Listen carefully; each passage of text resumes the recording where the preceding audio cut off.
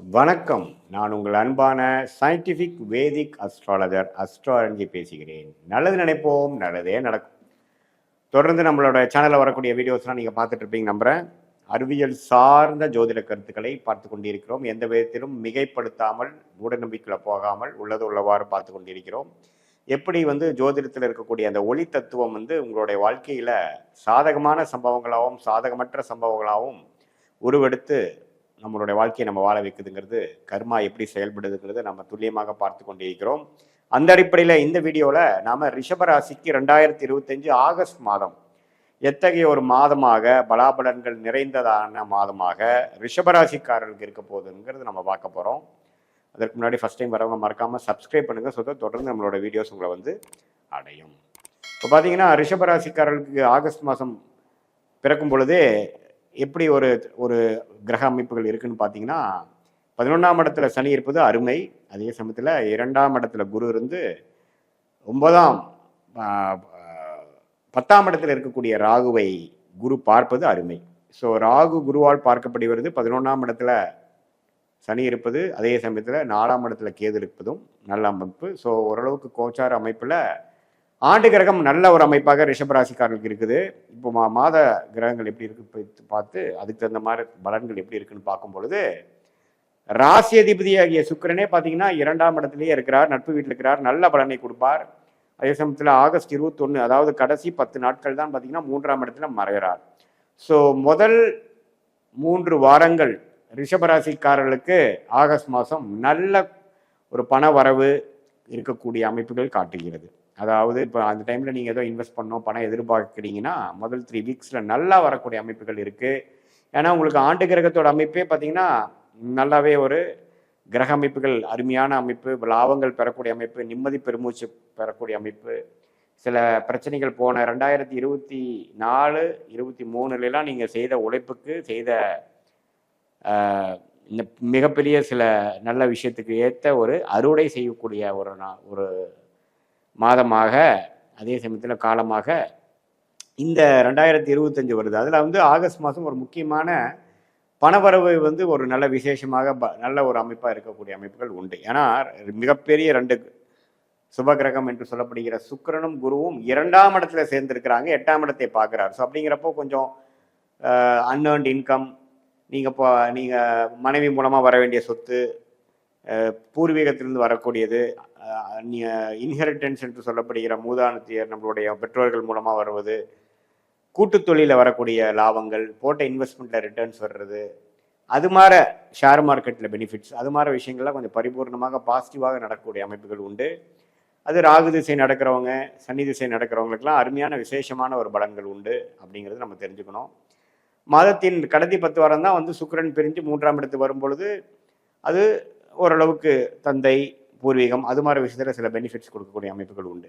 So பொதுவாக பார்க்கும் பொழுது சூரியன் 2ஆம் இடத்துல 17ஆம் தேதி வரைக்கும், அதுக்கப்புறம் 3ஆம் இடத்துல, சுக்கிரன் 21ஆம் தேதி வரைக்கும் 2ஆம் இடத்துல, அதுக்கப்புறம் 3ஆம் இடத்துல, செவ்வாய் 7ஆம் வீட்டு அதிபதி செவ்வாயே 5ஆம் இடத்துல இருப்பது, இது எல்லாமே பார்த்தீங்கன்னா ஓரளவுக்கு நல்ல அமைப்பு தான். ஸோ புதனும் மாத கடைசியில் பார்த்தீங்கன்னா 4ஆம் இடத்துக்கு வரார், அது வரைக்கும் 3ஆம் இடத்துலேயே இருக்கிறார்.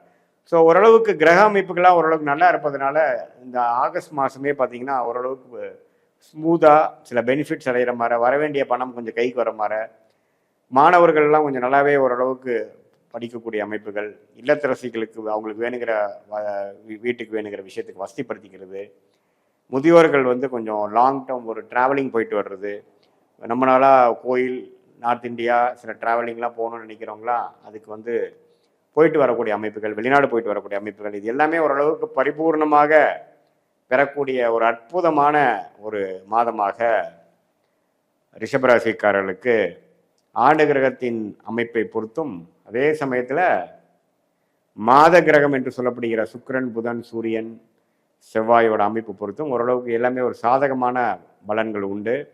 இதில் பாருங்க, இந்த வெளிநாட்டில் இருக்கக்கூடியவங்களுக்கு விசா ஸ்டேட்டஸு அதுலெல்லாம் கொஞ்சம் இம்ப்ரூவ்மெண்ட் ஆகாத இருக்கிறவங்களாம் கொஞ்சம் செட்டில் ஆகக்கூடிய அமைப்புகள், பிஆர் கிடைக்கக்கூடிய அமைப்புகள், சிட்டிசன்ஷிப் கிடைக்கக்கூடிய அமைப்புகள், திடீர்னு நம்ம விசா எதிர்பார்த்து வெளிநாடு படிப்புக்காக போகணும்னு நினைக்கிறவங்களுக்கு விசா கிடைக்கக்கூடிய அமைப்புகள், அதே மாதிரி கல்யாணமாகி வெளிநாடு போகக்கூடிய அமைப்புகள், திடீர்னு ஒரு பிராணங்கள் வர்றது, இம்போர்ட் எக்ஸ்போர்ட் பண்ணிட்டு இருக்கிறவங்களுக்குலாம் ஒரு நல்ல பெனிஃபிட்ஸ் கிடைக்கிறது.